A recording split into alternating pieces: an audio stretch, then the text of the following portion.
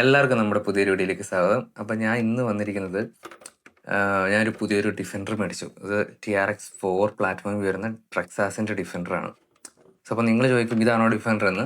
ഞാൻ ഇത് ശരിക്കും മേടിച്ച സെക്കൻഡ് ഹാൻഡ് വണ്ടിയാണ് മേടിച്ചത്. അപ്പം അതിൻ്റെ ഓണർ ഈ ബോഡി ഇട്ടാണ് ഡിഫൻഡർ ഓടിച്ചിരുന്നത്. എൻ്റെ ശരിക്കും പറഞ്ഞാൽ ഇത് ഞാൻ യൂസ് ചെയ്യുന്നില്ല. ഇത് എന്ത് ബോഡിയാണെന്ന് എനിക്ക് തന്നെ അറിയത്തില്ല. ഇത് ആകെ പൊടിയും ചെളിയും ഒരു ചപ്പട്ട പൊടിയത് ശരിക്കും പറഞ്ഞാൽ. സുബറുവിൻ്റെ ചിഹ്നം വെച്ചിട്ടുണ്ട്. എനിക്കില്ല ഇനി ഏത് ബോഡിയാണ്. അപ്പോൾ ഇതെന്തായാലും നമുക്ക് മാറ്റി വയ്ക്കാം. ഗൈസ്, അപ്പോൾ ഇതാണ് ഡിഫൻഡറിൻ്റെ ചാസി. ട്രെക്സാസ് TRX4 ഡിഫൻഡറിൻ്റെ ചാസി എന്ന് പറയുന്നതാണ്. ഇത് ഞാൻ മേടിച്ച സമയത്ത് ഇതിൻ്റെ അവസ്ഥ എന്ന് പറഞ്ഞാൽ ഭയങ്കര പരിതാപകരമായിരുന്നു. മൊത്തം ചളിയും ആകെ അലമ്പായിരുന്നു. അപ്പം ഞാനിത് കുറേ അഴിച്ചത് ക്ലീൻ ചെയ്ത് WD-40 ഇട്ട് ക്ലീൻ ചെയ്ത് ഫുള്ള് ആ ചളിയെല്ലാം കഴുകി കളഞ്ഞ് വെച്ചേക്കാണ്. ബാക്കി പീസെല്ലാം അവിടെ ഒരു ബോക്സിലിട്ട് ഞാൻ വെച്ചിട്ടുണ്ട്. ഞാൻ കാണിച്ചു തരാം. അപ്പോൾ ഇതിലേക്ക് എല്ലാ പാർട്ടും അസംബിൾ ചെയ്യുന്ന പരിപാടിയാണ് ഇന്നത്തെ പരിപാടി നമ്മുടെ. അപ്പോൾ ഗൈസ്, ഇതാണ് ഒരു TRX4 ഡിഫൻഡറിൻ്റെ പാർട്സ്. നമ്മൾ അസംബിൾ ചെയ്തെടുക്കാൻ പോകുന്ന വണ്ടിയുടെ ഫുൾ പാർട്സ് ഇതിനകത്തുണ്ട്. ഇതിൽ കുറേ പാർട്സൊക്കെ ഞാൻ പുതുതായി മേടിച്ചിട്ടുണ്ട്. ബാക്കി പാർട്സ് എല്ലാം വണ്ടിയുടെ തന്നെയാണ്. നമ്മളൊന്ന് ഓർഡറിലൊന്ന് അടുക്കി വെക്കാം ആദ്യം. ഓക്കെ ഗൈസ്, അപ്പോൾ ഇതാണ് നമ്മളൊന്ന് അസംബിൾ ചെയ്യാൻ പോകുന്ന പാർട്സ്. ഒരു TRX4 ഡിഫൻഡറിൻ്റെ ചാസിക്ക് വേണ്ട പാർട്സാണ് ഇതെല്ലാം.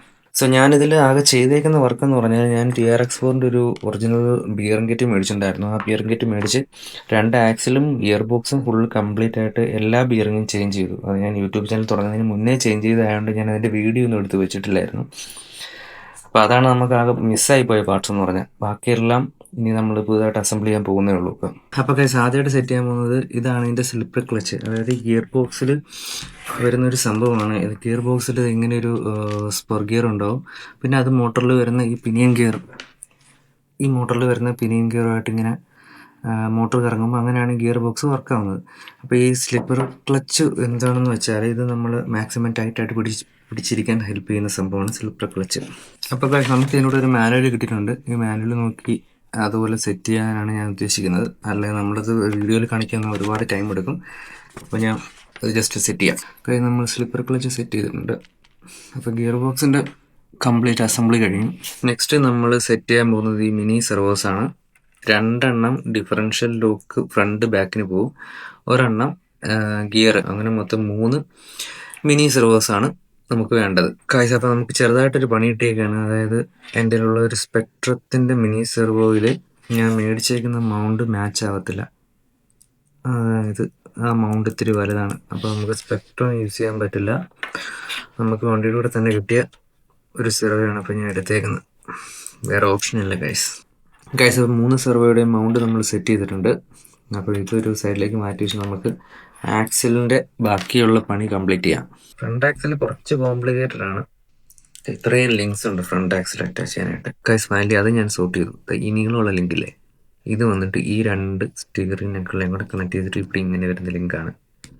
പിന്നെ ഈ ലിങ്ക്, ഈ ഇതിൻ്റെ ഒരു ചെറിയൊരു കർവ് ഉണ്ടാവും കേട്ടോ, ചെറിയൊരു കർവ്.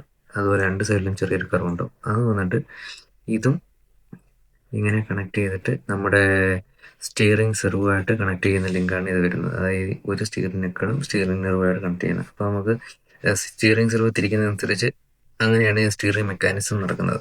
അപ്പോൾ നമുക്ക് കണക്ട് ചെയ്യാം ഗൈസ്. അപ്പോൾ ബാക്കിയെല്ലാം ഞാൻ സെറ്റ് ചെയ്തു. ഇനി സസ്പെൻഷനാണ് സെറ്റ് ചെയ്യാനുള്ളത്.